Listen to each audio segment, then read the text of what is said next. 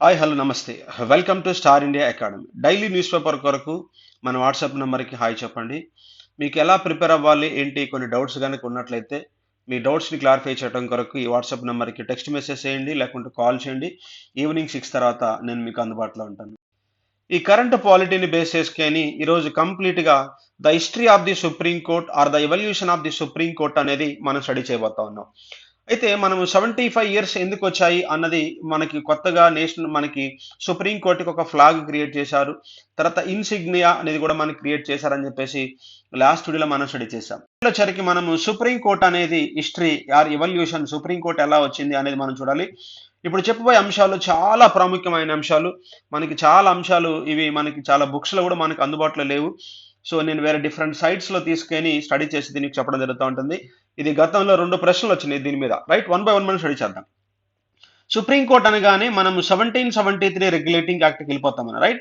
1773 regulating act ప్రకారము, right, 1773 regulating act ప్రకారం ఏం జరిగింది సార్ అంటే 1774లో supreme court of judicature, very very very important అమ్మ. సుప్రీం కోర్ట్ అన్నారు దీన్ని, supreme court of judicature అంటారన్నమాట.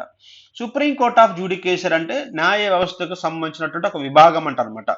So దానికి ఒక పరిధి ఉంటుంది. అది ఎక్కడ సార్ అంటే మనకి వెస్ట్ బెంగాల్లోని కలకత్తాలో ఎక్కడ అని కూడా గతంలో ప్రశ్న అడిగాడు. పోర్ట్ విలియమ్స్ లో మనకి కనపడతా ఉంటుంది, రైట్? సో దీన్ని ఎలా గుర్తుపెట్టుకోవాలి అని కనుక మనం తీసుకుంటా ఉంటే నేను గతంలో పోర్ట్ల గురించి చెప్పాను.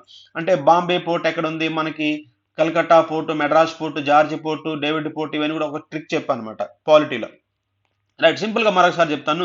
కలకత్తా అన్నప్పుడు మనం ఏం రాస్తాం, మనం కల్కట్టా అని చెప్పేసి ఇలా రాస్తాం ఇంగ్లీష్ లో. సో కలకత్తా ఎక్కడుంది మనకి, వెస్ట్ బెంగాల్లో ఉంది. దీంట్లో 2 సీలు కనపడుతున్నాయి మనం చూస్తా ఉన్నప్పుడు. 2 సీలు కనుక మనం తీసుకుంటా ఉంటే డబుల్ అవుతుంది west Bengal, that is a Williams port అనమాట. పోర్ట్ 2 సీలు కలిపితే ఏమవుతాయి, ఇదొక సి కలిపితే డబుల్ వస్తుంది. డబుల్ అంటే విలియమ్స్ పోర్ట్. దట్స్ ఇట్, అయిపోయింది. సో మనం గుర్తుపెట్టుకోవాల్సిన పాయింట్ ఏంటంటే ఏ చట్టం ప్రకారం వచ్చిందంటే రెగ్యులేటింగ్ యాక్ట్ ప్రకారం ఏ ఇయర్ లో వచ్చిందంటే 74 ఇయర్ లో మనకు కనిపిస్తుంది. ఆ తర్వాత మనం కట్ చేస్తే ఇది చాలా చాలా ఇంపార్టెంట్ అమ్మా. 1800లో 18వ సంవత్సరంలో ఏం చేశారంటే supreme court at Madras, very very very important అమ్మా. సుప్రీం కోర్ట్ ఎట్ మెడ్రాస్ ఏర్పాటు చేశారు. తర్వాత వచ్చరికి 1823లో మనకి ఏం చేశారయ్యా అంటే సుప్రీం కోర్ట్ ఎట్ బాంబేలో ఏర్పాటు చేశారు. ఇది మీరు చాలా జాగ్రత్తగా గుర్తుపెట్టుకోవాలి. ఏంటంటే సుప్రీం కోర్ట్ ఆఫ్ మెడ్రాస్ అంటాడు, సుప్రీం కోర్ట్ ఆఫ్ బాంబే అంటే కాదు, ఇక్కడ సుప్రీం కోర్ట్ ఎట్ మెడ్రాస్ అనమాట. అంటే 74లో మనకి సుప్రీం కోర్ట్ ఆఫ్ జ్యుడికేషరీ కలకత్తాలో ఉంది. ఆ తర్వాత బ్రిటిష్ వాళ్ళు 2 సంవత్సరాల్లో మనకి supreme court at Madras Bombay అనేది తీసుకొచ్చారు. దీన్ని మనం సింపుల్ గా గుర్తుపెట్టుకోవచ్చు. మనం ఎట్లా గుర్తుపెట్టుకోవచ్చు సార్ అంటే మనకి ఎం అనేటువంటి ఓడ్ మనకు కనిపిస్తా ఉంది కదా, ఎం అనే ఓడ్ మనకు కనిపిస్తా ఉంది. ఈ ఎంను గనక మనం కలిపితే 2 సున్నాలు అవుతాయి. సో కాబట్టి 2 సున్నాలు 2 సున్నాలు కలుపుకుంటే మనం కింద కట్ చేసుకుంటే ఎం అవుతుంది. అలా గుర్తుపెట్టుకోండి సరదాగా, అంతమించి ఏం లేదు మనకి ఇక్కడ. బి నెంబర్ ఎంత ఆల్ఫాబెటికల్ 2 23 అనే సంగతి గుర్తుపెట్టుకోండి, రైట్? 1823లో బాంబే వచ్చింది, 1800లో మనకి మద్రాస్ వచ్చింది. ఆ తర్వాత వచ్చరికి మనకి ఏం జరిగింది సార్ అంటే 1857లో సిపాయి రివోల్ట్ వచ్చింది. సిపాయి రివోల్ట్ తర్వాత 1858లో ఇండియన్ గవర్నమెంట్ యాక్ట్ అనేది వచ్చింది. Very very very important, Magna Carta దీన్ని మనం పిలుస్తూ ఉంటాం. సో తర్వాత వచ్చరికి 1861 council act, 1892 second council act, 1909 third council act అని చెప్పేసి 3 కౌన్సిల్ యాక్ట్లు అనేవి వచ్చినవి. ఈ కౌన్సిల్ అంటే అర్థం ఏంటి సార్ అంటే governing body or local authority, పరిపాలనా విభాగము స్థానికులకు ప్రాతినిధ్యం ఇవ్వాలి. ఎందుకు స్థానికులకు ప్రాతినిధ్యం ఇవ్వాలా? 1857 సిపాయిల తిరుగుబాటు ప్రకారం వాళ్ళకి అర్థమైంది, అయ్యా మనకు కూడా స్థానిక బలం కనుకున్నట్లయితే మన మీద ఎవరు తిరుగుబాటు చేయరని ఉద్దేశంతో కౌన్సిల్ యాక్ట్లు అని చెప్పేసి 3 తీసుకొచ్చారు. సి నెంబర్ ఎంత 3. ఎన్ని కౌన్సిల్ యాక్ట్లు సార్ అంటే 3 కౌన్సిల్ యాక్ట్లు వచ్చినాయి. 61, 92, 1909. దీన్ని ఎలా గుర్తుపెట్టుకోవాలి సార్ అంటే 61 తర్వాత వచ్చరికి 92, 1909 లాస్ట్ డిజిట్స్ గుర్తుపెట్టుకోండి. చూడండి 6ని మనం డౌన్ చేస్తే ఏమవుతుంది 9 అవుతుంది. 92 9 తర్వాత ఏం రావాలి 10. 10 అంటే 0 కదా, రైట్? ఫస్ట్ కౌన్సిల్ యాక్ట్ 1, రెండో కౌన్సిల్ యాక్ట్ 2, చివరికి వచ్చరికి లాస్ట్ కౌన్సిల్ యాక్ట్ 3 కాబట్టి 9th ఎండ్ అవుతా ఉంది. దాట్స్ ఇట్, ఇలా గుర్తుపెట్టుకోవాలమ్మా. అయితే ఎందుకు చెప్తున్నాను సార్ కౌన్సిల్ యాక్ట్ అంటే 1861 కౌన్సిల్ యాక్ట్ లోనే మనకి చాలా ప్రాముఖ్యమైనటువంటి అంశాలు మనకి జరిగింది కౌన్సిల్ యాక్ట్. 1861 కౌన్సిల్ యాక్ట్ లో ఏం చేశారంటే 1861లో హైకోర్టు యాక్ట్ అనేది తీసుకొచ్చారు. Very very very very important అనమాట. ఇది గతంలో యూపీఎస్సీ బిట్టు, ఇక్కడ నుంచి 2 రకాల ప్రశ్నలు అడిగాడు, రైట్. 1861 హైకోర్టు యాక్ట్ ప్రకారం ఏం జరిగింది సార్ అంటే ఒకదాన్ని అబాలిష్ అనేటువంటి వర్డ్‌తో గుర్తుపెట్టుకుంటారు. ఒకటి అబాలిష్ చేశారంటే రెండోది ఏం చేయాలి? క్రియేట్ చేయాలి. అంటే రద్దు చేశారు, కొత్తగా ఏర్పాటు చేశారని అర్థం. ఇంగ్లీష్ వర్డ్స్ బాగుంటాయి కాబట్టి నేను చెప్తున్నాను. ఏమి అబాలిష్ చేశారు సార్ అంటే ఏదైతే మనకి 1800లో సుప్రీం కోర్ట్ ఎట్ మెడ్రాస్ ఉందో అదొకటి. తర్వాత 1823లో సుప్రీం కోర్ట్ ఎట్ బాంబే ఉన్నదో దాన్ని రద్దు చేశారు. దీంతో పాటు ఏం రద్దు చేశారు సార్ అంటే సదర్ అదాలత్ అంటారన్నమాట. సదర్ అదాలత్ అంటే ఏంటి సార్? దీని యొక్క కోర్టుగా మనం చెప్పుకోవచ్చు. ఎట్లా కోర్టు అయ్యా అంటే మనం చూడండి, చాలా సిగ్నిఫికెంట్ ఏరియాలు మనకి ఏమున్నాయి? కల్కట్టా, బాంబే, మెడ్రాస్ ఉన్నాయి. అప్పుడు మనకు 11 ప్రావిన్సెస్ ఉన్నాయి. మిగతా ప్రావిన్సెస్ లో ఏముండయి అంటే ఇట్లాగా సుప్రీం కోర్టులు ఉండేవి కాకుండా సదర్ అదాలత్తులు ఉండేవి. నా పాయింట్ మీకు అర్థమైంది అనుకుంటున్నాను. సో మనకి కేవలం ఈ 3 ప్రాంతాల్లోనే సుప్రీం కోర్టులు ఏర్పాటు చేశారు. మిగిలిన రిమైనింగ్ ప్రాంతాల్లో మిగతా ప్రావిన్సెస్ లో అంటే మనం అర్థం చేసుకోవచ్చు రాష్ట్రాలని, వాటిల్లో సదర్ అదాలత్తులను ఏర్పాటు చేశారు. ఈ చట్టం ప్రకారం 1861 హైకోర్టు యాక్ట్ ప్రకారము సుప్రీం కోర్టులు రద్దయిపోయిన ఈ ప్రశ్న అడిగాడమ్మా. ఏ చట్టం ప్రకారం సుప్రీం కోర్టులు రద్దయిపోయినాయి అంటే మనం గనక తెలియకపోతే గుండెలు పగిలిపోతాయి. అదే సుప్రీం కోర్టు వచ్చింది 74 కదా అని చెప్పేసి అనుకుంటాం. తప్పు. మళ్ళీ మద్రాసులో, బాంబేలో కొన్ని ఏర్పాటు చేయడం జరిగింది. రెండో పాయింట్ ఏమి క్రియేట్ చేశారు సార్ అంటే ప్రధానంగా మనకి హైకోర్టులని ఏర్పాటు చేయడం జరిగింది. హైకోర్టు. సో హైకోర్టు అనేటువంటి యాక్ట్ వచ్చి 1861లో వస్తే హైకోర్టులు ఎప్పుడు ఏర్పాటు చేశారా అంటే 62లో ఏర్పాటు చేశారు. వెరీ వెరీ ఇంపార్టెంట్ అమ్మ. ఎస్టాబ్లిష్మెంట్ అని వస్తుంది. యాక్ట్ వచ్చరికి ఏమో 1861, క్రియేట్ చేసింది మాత్రము 1862లో మాత్రం ఏర్పాటు చేశారు. ఎక్కడెక్కడ ప్రధానమైనటువంటి ప్రాంతాలు మూడే మనకు ఉన్నాయి. ఒకటొచ్చరికి ఏంటయ్యా అంటే ఇది మనకి కలకత్తా ఒకటి. రెండవది చాలా రెండో రిచెస్ట్ ప్రాంతము బాంబే, మూడవ రిచెస్ట్ ప్రాంతం మెడ్రాస్. ఈ 3 ప్రాంతాల్లో 3 హైకోర్టులు ఏర్పాటు చేశారు. ఫస్ట్ హైకోర్టు ఏంటది అంటే కలకత్తాలో ఏర్పాటు చేశారు, మొట్టమొదటి హైకోర్టు. రెండవది వచ్చరికి బాంబేలో ఏర్పాటు చేయడం జరిగింది. ఇక మూడవది వచ్చరికి మెడ్రాస్లో ఏర్పాటు చేయడం జరిగింది. Very very very important. సింపుల్గా గుర్తుపెట్టుకోవచ్చు. ఎలా గుర్తుపెట్టుకోవచ్చు సార్ అంటే కలకత్తా రిచెస్ట్ కాబట్టి దిస్ ఈస్ ద ఓల్డెస్ట్ అనే పదాన్ని గుర్తుపెట్టుకోండి. రెండవది ఏంటి సార్ అంటే బాంబే అని గుర్తుపెట్టుకోండి. ఆల్ఫబెటికల్లో బి నెంబర్ ఎంత? 2.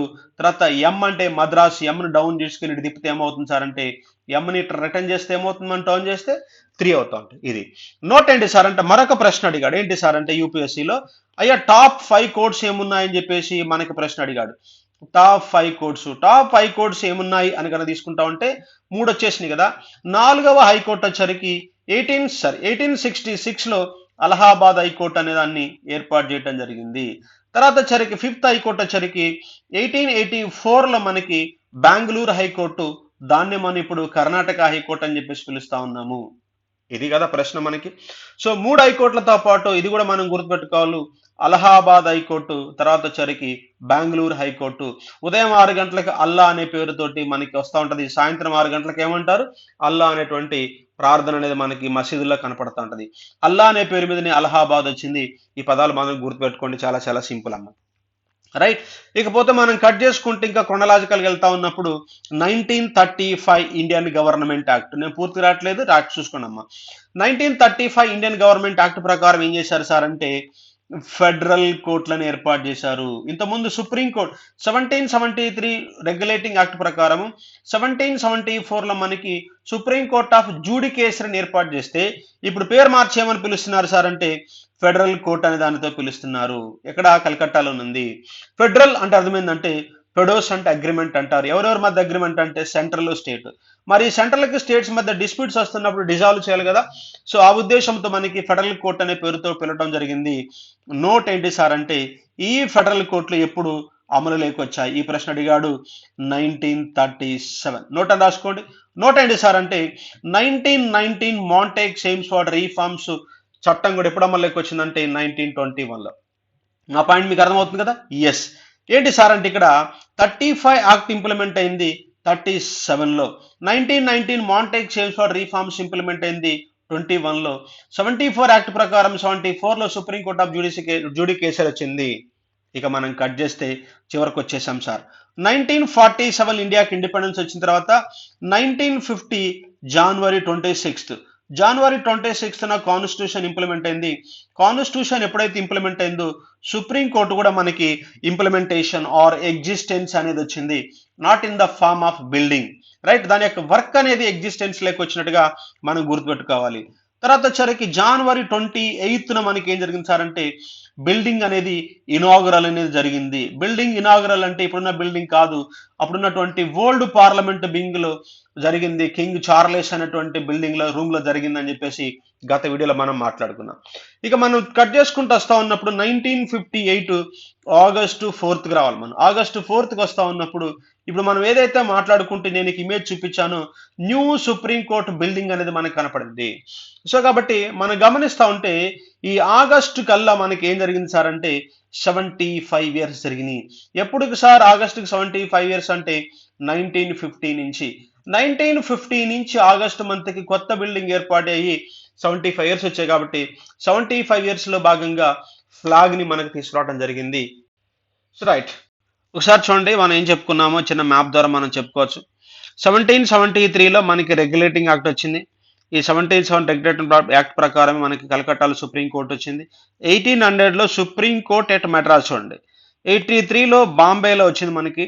61 కౌన్సిల్ యాక్ట్ ప్రకారం ఏం జరిగింది సార్ అంటే మనము క్రియేట్ చేసాం ఏంటి హైకోర్టులను, అబాలిష్ చేసాం ఏంటి సార్ అంటే ఎగ్జిస్టెడ్ ఉన్నటువంటి సుప్రీం కోర్టులను. 35 ఇండియన్ గవర్నమెంట్ యాక్ట్ ప్రకారము మనకి ఫెడరల్ కోర్ట్ అనేది మనకు వచ్చింది. 50లో మనకి సుప్రీం కోర్ట్ అనేది మనకు కనిపిస్తుంది. సో భారత రాజ్యాంగంలో మనకి 5th part of the Indian constitution చెప్పుకుంటాం. 5th పార్ట్ లో మనకి ఎవరు ఉంటారంటే యూనియన్ గవర్నమెంట్ కనిపిస్తూ ఉంటుంది. దీంట్లో మనకి చాప్టర్ 1, చాప్టర్ 2, చాప్టర్ 3, చాప్టర్ 4 అంటారు. అవన్నీ ఎక్స్ప్లెయిన్ చేశాం కాబట్టి నేను ఇవన్నీ రాయట్లేదు. చాప్టర్ 4 కనుక మనం తీసుకుంటా ఉన్నప్పుడు జ్యుడిషియరీ అనే పాయింట్ మనకు కనిపిస్తూ ఉంటుంది. జ్యుడిషియరీ, సో కేంద్ర న్యాయ వ్యవస్థ అనేది కనిపిస్తూ ఉంటుంది. దాన్ని మనం సుప్రీం కోర్ట్ అంటారు. ఆర్టికల్ 124 నుంచి 147 వరకు కనిపిస్తూ ఉంటుంది సుప్రీం కోర్ట్. ఇట్లాగా భారత రాజ్యాంగం గురించి మనం చాలా, నేను చట్టాలు కూడా ఒకసారి గుర్తు తెచ్చాను మీకు. తర్వాత ఈ ఎక్కడైతే కొత్తగా ఉన్నాయో అంశాలు ఇవన్నీ కూడా నేను తీసుకొచ్చాను. కాబట్టి ఈ వీడియో మీకు నచ్చింది అనుకుంటున్నాను. నచ్చితే లైక్ చేయండి, కామెంట్ చేయండి, మీ ఫ్రెండ్స్కి తప్పనిసరిగా తెలియచేయండి. Right, thank you for the watching.